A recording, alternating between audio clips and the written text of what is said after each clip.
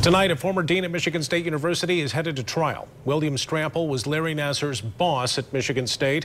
And today in court, a judge ruled that there is enough evidence to send his case to trial.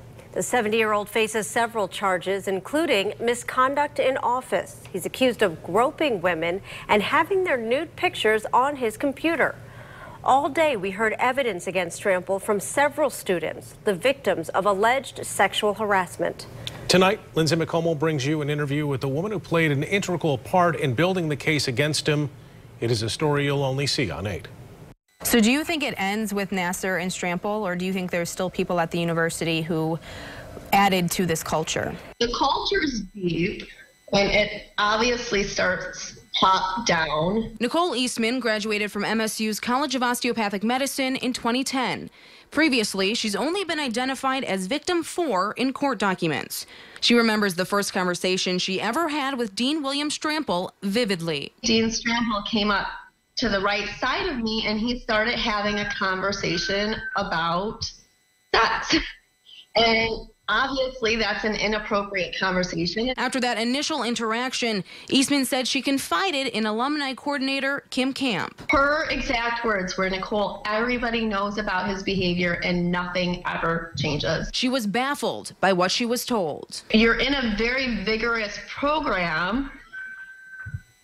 And yeah, that's inappropriate talk, but what do you do with that, especially when a faculty member tells you that everybody knows and nothing changes? What are you supposed to do, just like throw in everything you worked for? And you've already taken out about $100,000 of student loans. Like, you can't just be like, okay, I'm just going to throw it all away. Eventually, Eastman crossed paths with Strampel again at the 2010 Michigan Osteopathic College Foundation ball. Strampel comes up behind me, takes a firm grab of my right butt cheek.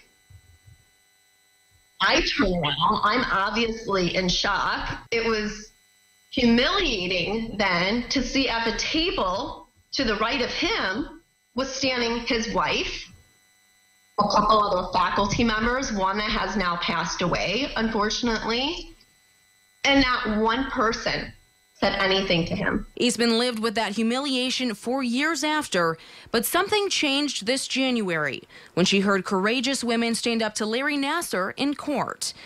Now she's ready to stand up to Michigan State University. I think about what will be left behind for future generations, and I can only hope that my children don't have similar experiences to what I've experienced at the hands of people in power who abuse that privilege.